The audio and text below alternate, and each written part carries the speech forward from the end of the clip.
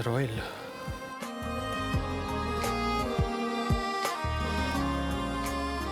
কি ফেলে গেল, নিচে করে রেখে গেল।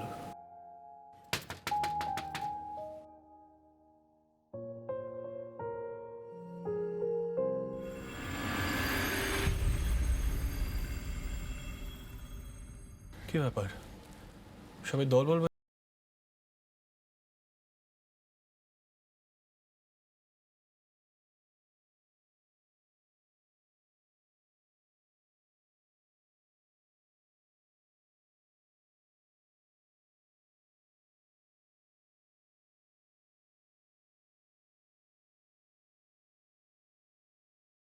নিজের দায়িত্ব এড়াতে পারে না, তাই বাধ্য হয়ে আসতেই হলো। তোমরা না পারো বটে রাজীবদা, এখানে আবার দেখাশোনা করার কি আছে বুঝতে পারছি না। তোর হাতে ওটা কিসের বোতল রে? এটা ওই দ্যাট ফেমাস অয়েল, কনক চাপা তৈল। আমাদের জিনিয়াস এখানে এটা ভুল করে ফেলে গেছে, নিচে করে রেখে গেছে, বুঝতে পারছি না। হয়তো ভেবেছে তুফান মেয়ে যে চলে গেলে আমি এটা মাথায় লাগিয়ে বসে থাকবো। স্টুপিড গার্ল, ননসেন্স চিন্তা ভাবনা সব।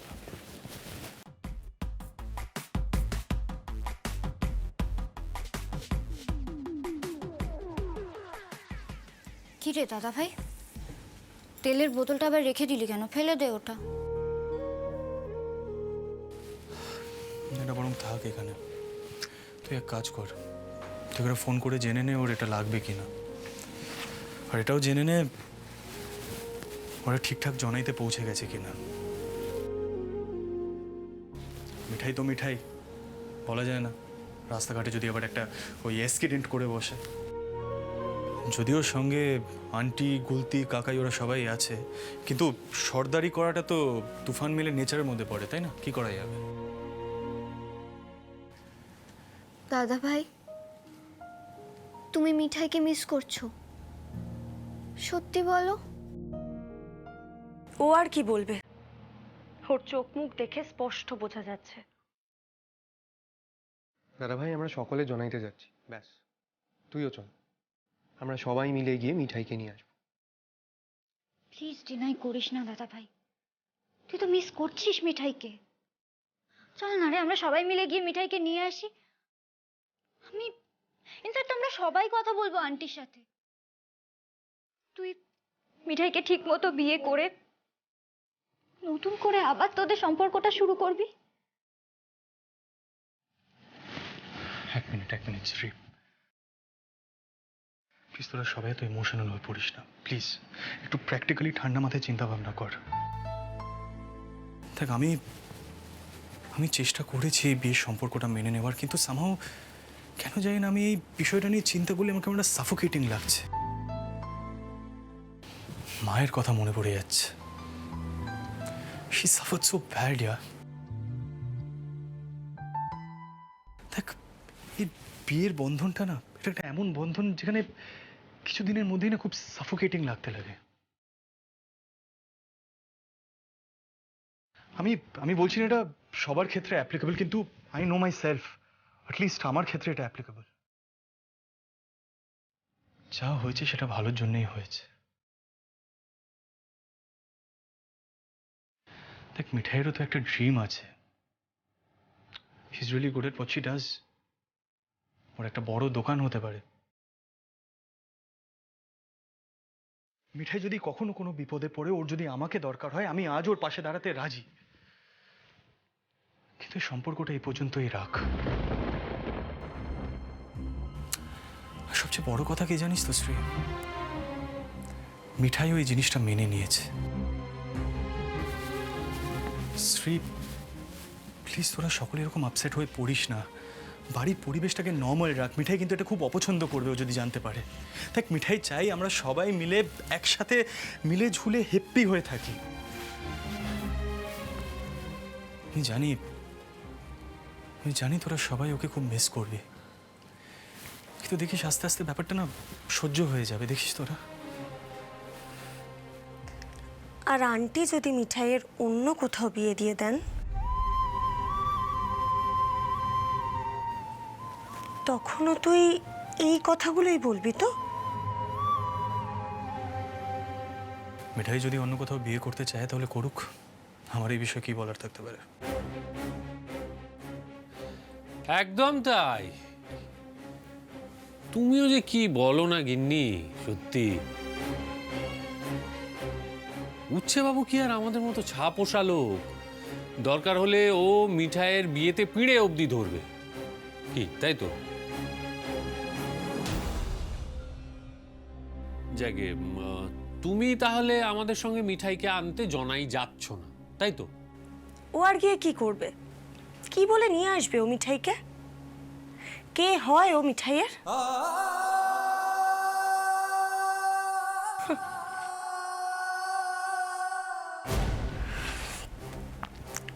তুই আমাদের সকলকে মিঠাই যাতে কষ্ট না পায় তার জন্য হেপ্পি থাকতে বলছিস,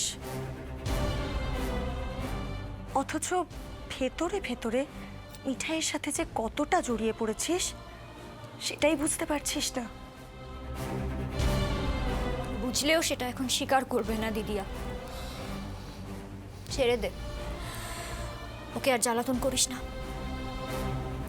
মিঠাই যাওয়ার আগে আমাকে বারবার বলে গিয়েছিল আমরা যেন দাদা ভাইয়ের ওপর কোনো রকম মানসিক চাপ সৃষ্টি না করি।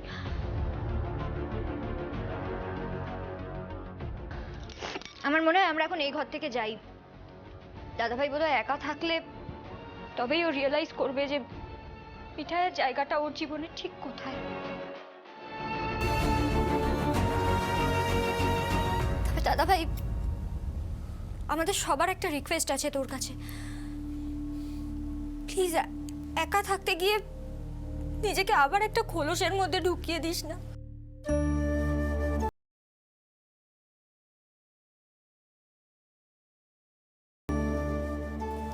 চলো জিজু, আমরা না হয় কাল যাবো, গিয়ে মিঠাইয়ের সাথে দেখা করে আসবো জানাইতে।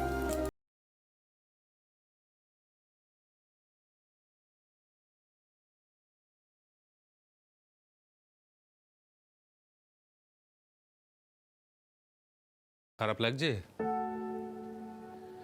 দেখো, যদি খারাপ লাগে না তাহলে সেটা নিজের মনের মধ্যে চেপে রেখো না, বের করে দাও। না না, এটা আমার কথা নয়, এটা মিঠাইয়ের স্পেশাল কথা। হ্যাপি থাকবে, বুঝতে পেরেছো?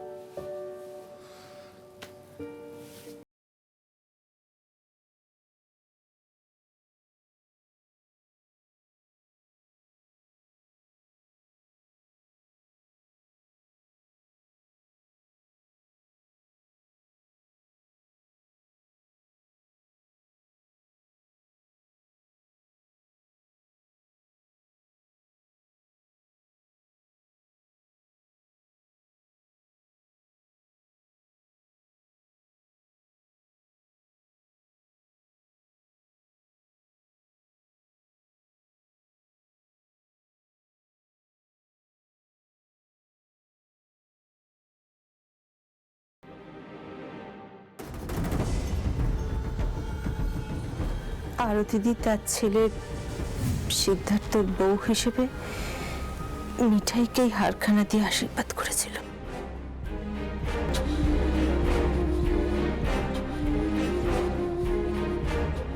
সারা জীবন এরকমই থেকো। হ্যাঁ, আমি আমার গোপালের কাছে প্রার্থনা করব যাতে তোমার জীবনে কোনোদিনও কোনো বিপদ না আসে।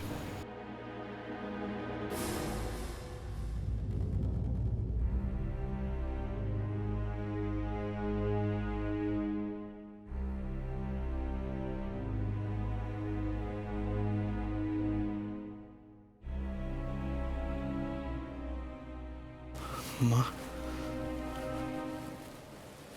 আমি কি ভুল ডিসিশন নিলাম বলো? আই থিঙ্ক এটাই তো বেস্ট সলিউশন ছিল, তাই না?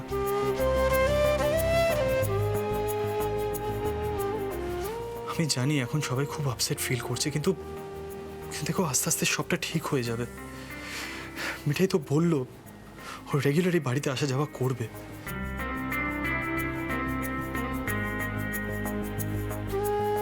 এছাড়া মিঠাই এটাও তো বলতো যে সবটা ঠিক হয়ে যাবে, গোপাল হেল্প করবে। তাহলে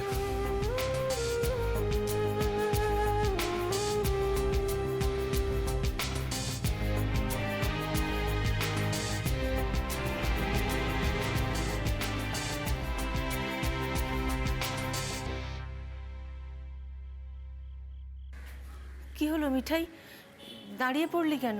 ভেতরে চ। মা, তুমি না পারো জানো তো, তুমি মাঝে মাঝে খুব বাড়াবাড়ি করো, আমি আজ বুঝলাম সেটা। দাদু ঠাম্মা সবাই খুব কষ্ট পেয়েছে জানো তো, আর দাদুর নাতি তারও মনে খুব লেগেছে। মা, ও মা, উচ্চবাবু কিন্তু বরাবর তোমাকে খুব শ্রদ্ধা করতো। সে সকলকে বলতো তুমি উচ্চবাবুর মায়ের বন্ধু। আর তুমি পুরো ঘটনাটাকে যেভাবে দেখছো না, যে মানেটা তুমি বের করছো সেটা কিন্তু আসল মানে নয়। তাই বুঝি? তা আসল মানেটা কি তুই আমাকে একটু বুঝিয়ে বল না মিঠাই। ওই সিদ্ধার্থ, সিদ্ধার্থ তোর সাথে স্বাভাবিকভাবে সংসার করবে, ভালোবাসবে তোকে, ছেলেপুলে হবে তো? কি হলো, চুপ করে আছিস কেন? বল না, তোর কি মনে হয় বল। কি বলছো বলো তো তুমি? আমি না বুঝে গেছি তো, তোমার মাথায় এখন কিছু ঢুকবে না, তোমাকে একটু সময় দিতে হবে। এই গুলতি, মাকে একটা পেট ঠান্ডা করার ওষুধ দে তো, মায়ের মাথায় বায়ু চলে গেছে। দাঁড়িয়ে আছো কেন? ভিতরে চলো। মিঠাই কিন্তু ভুল কিছু বলেনি বৌদি, তোমার সত্যিই মাথায় বায়ু চড়ে গেছে। দেখো, তুমি যেভাবে ভাবছো, আমাদের জামাই হয়তো মিঠাইকে অত খারাপ রাখে না। তোমার কি মনে হয় বলো তো ঠাকুরপো, ওই বাড়িতে যদি সবকিছু ঠিকঠাক থাকতো, স্বাভাবিক থাকতো, আমি মিঠাই কিভাবে টেনে নিয়ে চলে আসতাম? একটা কথা জেনে রাখো, সিদ্ধার্থ যদি মিঠাইকে ফিরিয়ে নিয়ে যাওয়ার জন্য আসে, তাহলে ওকে মিঠাইকে স্ত্রী হিসেবেই ফিরিয়ে নিয়ে যেতে হবে। না হলে আমি আমার মেয়ের আমাদের মতো কোনো ঘরে আবার বিয়ে দেবো। আর সেটাও যদি না হয়, তাহলে মিঠাই আগে যা চেয়েছিল তাই হবে। ওর স্বাধীনভাবে ব্যবসা করবে, দোকান করবে। কিন্তু ওই বাড়িতে অত অসম্মানের মধ্যে আমি আমার মেয়েকে ফেলে রাখতে পারবো না ঠাকুর, আমার পক্ষে সম্ভব না। আমার কি মনে হয় বৌদি, আমাদের জামাই আসবে। আরে বাবা, আমাদের মিঠাইকে কি ভুলে থাকা যায় তুমি বলো? হ্যাঁ, তুমি দেখো, সব ঠিক হয়ে যাবে।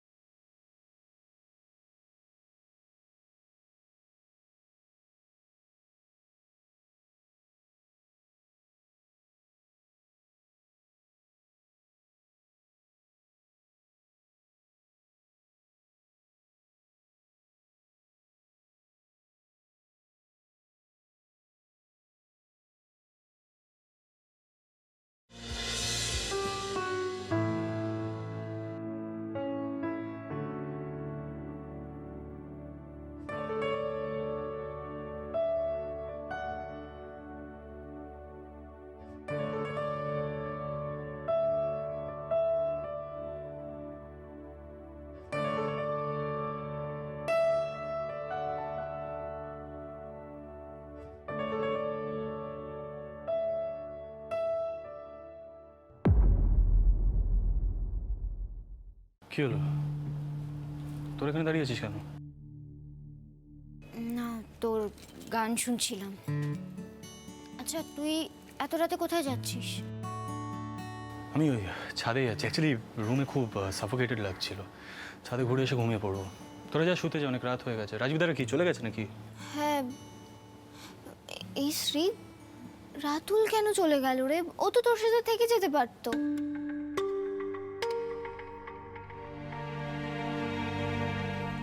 রাতুলের পড়াশোনা ছিল কিছু, ল্যাপটপটাও তো সাথে করে নিয়ে আসেনি তাই। আচ্ছা দাদা ভাই, ঠিক কি হচ্ছে রে? ঘরের ভেতর থাকতে ইচ্ছে করছে না, তাই না? ঘরটা ফাঁকা ফাঁকা লাগছে। আশ্চর্য ব্যাপার। মানে তোরা তো সবাই ভালো করেই জানিস আমি একা থাকতে বেশি কমফোর্টেবল। হঠাৎ মানে ফাঁকা ফাঁকা লাগবে।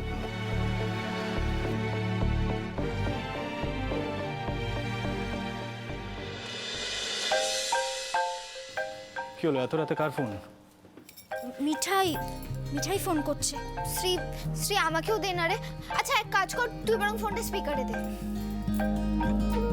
হ্যালো মিঠাই। শ্রীতমা দিদি, তোমরা সবাই ভালো আছো তো? আমি চলে আসার পর আর কিছু হয়নি তো?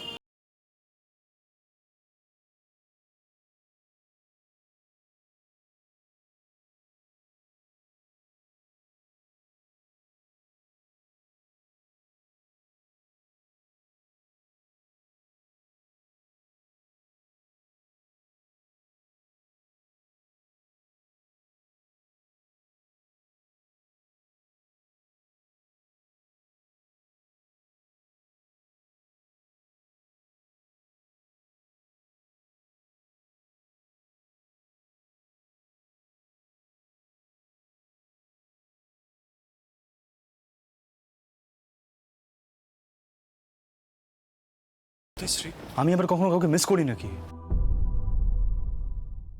আরে আমি একটু ছাদে যাচ্ছিলাম, I needed some fresh air. Unnecessary না সব কিছুতে একটা ড্রামা তৈরি করে ফেলি, জানিস তো? অনেক রাত হয়েছে, ওকে ঘুমোতে যেতে বল। এই সময় তো ঘুমে ঢলে পড়ে। রাত জেগে বসে আছে কেন এখন? শ্রীতমা দিদি, তোমাদের বাড়ির আগে ছেলেকে বলো কি ছাদে যেন একদম না যাওয়া হয়। মাথা হিম পড়বে, কালকে মাথা ধরবে কিন্তু। মিঠাই বলছি, শোনো, তুমি এক কাজ করো, তুমি নিজেই দাদা ভাইকে বলে দাও। হ্যাঁ, আমরা এসব কথা শুনবো না। আশ্চর্য ব্যাপার, তোরা কথা বলছিলিস তো, বল না। ওকে বল, ওরা আমার মাথা ধরা নিয়ে একদম ভাবতে হবে না, ও নিজেকে নিয়ে ভাবুক। মাথা ধরা নিয়ে ভাবতে হবে না বললেই তো হলো না? এক গাদা ওষুধ খেতে হবে তো মাথা ধরা সারানোর জন্য। কাল সকালবেলা তো একজন চোখ মেলে তাকাতেই পারবে না মাথা ধরলে। এটা তো আর মিঠাই নয়, রোদ জল ঝড় বৃষ্টিতে একেবারে রাস্তায় বেরিয়ে পড়ছে, কিচ্ছু হচ্ছে না, নার্সারিতে চট করেই মাথা ধরে যায়। এই যে শোনো, তুমি না আমাকে বেশি জ্ঞান দিও না, হ্যাঁ? আর একটা কথা মনে রেখো, তোমার কিন্তু এই রোদে পড়া জলে ভেজার অভ্যাসটা চলে গেছে তো। প্লিজ এগুলো কিন্তু করতে যেও না, হ্যাঁ? আর দয়া করে ওই মনোহরা মাথায় করে নিয়ে কাউকে হেল্প করতে যেও না, অসুস্থ হয়ে পড়বে। মিঠাইয়ের কিচ্ছু হবে না, আমার গোপাল আছে, গোপাল ঠিক আমাকে হেল্প করে দেবে। তো আমাকে জ্ঞান দেওয়া হচ্ছে কেন? তোমার গোপাল কি আমাকেও হেল্প করবে নাকি? ননসেন্স। শোনো মিঠাই, আজ কিন্তু অনেক কিছু হয়ে গেছে, যে কেউ টায়ার্ড হয়ে পড়বে। আর তুমি কোনো সুপার ওম্যান নও। তুমি যাও, কি ঘুমাও এখন। আর শোনো, বলছি ওই মনোহরার হাড়ি মাথায় নিয়ে বেরোলে চলবে না কিন্তু, এটা মনে রেখো। ঠিক আছে, আগে প্রমিস করা হোক যে আজ রাতটা ছাদে কাটানো যাবে না, তাহলেই মিঠাই প্রমিস করবে যে কালকে মনোহরা হাড়ি নিয়ে বেরোবে না। That's ridiculous. আমি কোনো প্রমিস করতে পারবো না, ঠিক আছে? তাহলে মিঠাইও কোনো প্রমিস করতে পারছে না, সরি। যে শাট আপ মিঠাই। আর আর শোনো, প্রমিস করো না, হ্যাঁ? কথাটা প্রমিস। ননসেন্স। ননসেন্সই বলো আর যাই বলো, আজকে রাত্রিবেলা ছাদে কাটিয়ে যদি মাথায় হিম লাগানো হয় না, তাহলে মিঠাই কিন্তু কালকে সকালবেলা মনোহর হাড়ি নিয়ে বেরিয়ে পড়বে, আমি বলে দিলাম। আমি কিন্তু ঠিক খবর নেবো শ্রীতমা দিদির কাছ থেকে দাদুর নাতি কি করলো। শ্রী, ফোনটা ধর। আর তোদের জিনিয়াসকে বল, ওর কিন্তু দিন দিন সাহস বাড়ছে। আর সিদ্ধার্থ মোদককে ফোর্স করে কিন্তু কোনো কাজ করানো যায় না। নেহাত আজ এতদিন পরে ও জনাইতে ফেরত গেছে, আর ওর মনের অবস্থা ভালো নেই, আমি বুঝতে পারছি, তাই আমি এটা সহ্য করলাম, এই ইমোশনাল ব্ল্যাকমেলিংটা। কিন্তু ওকে বলে দে, আমাকে কিন্তু চাপ দিয়ে কোনো কাজ করানো যাবে না, এটা যেন মাথায়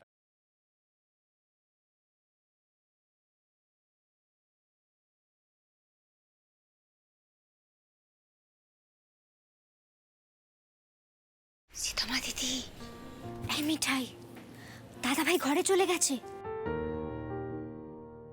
মানে তোমার কথা মেনে নিয়েছে। মিঠাই, হ্যাঁ, এত রাতে ফোনে কার সাথে কথা হচ্ছে?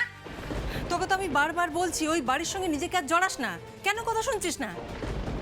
তোর কাকিরা এদিকে নেই। এই সংসারের 29 কোটি কাজ করতে করতে তো আমার কোমর ভেঙে যাচ্ছে।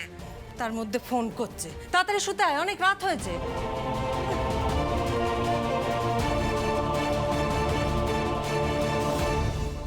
সীতামা দিদি, সরি গো, আসলে মার না মাথাটা কিছুতেই ঠান্ডা হচ্ছে না, আর গোপালও কিছুতেই হেলে পড়ছে না। আমি রাখছি এখন, হ্যাঁ? আন্টির রাগ হওয়াটা তো অস্বাভাবিক কিছু নয়, হতেই তো পারে। তুমি সাবধানে থাকো, বুঝলে? রাখছি এখন।